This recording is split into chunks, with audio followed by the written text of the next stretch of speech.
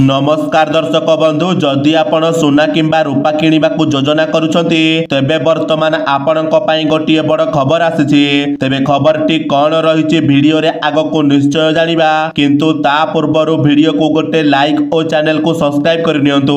हाँ दर्शक बंधु किछि दिन पूर्वरु बाजार रे क्रमागत भावे सुना और रूपा दर कमिबा परे आज बाजार रे पुणी सुना और रूपा दर रे वृद्धि देखिबाको मिलिछि।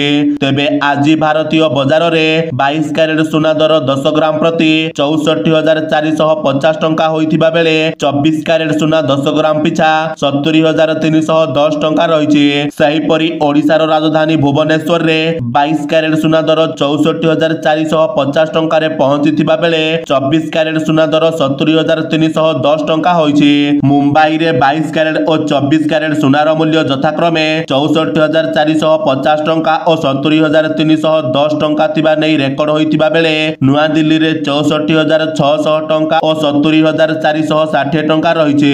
दक्षिण भारतर प्रमुख सहर चेन्नई और पूर्व भारतर प्रमुख सहर कोलकाता रे आज सुना दर यथाक्रमे 64,650 टंका और 70,310 टंका थिबा नै रेकर्ड होइछि।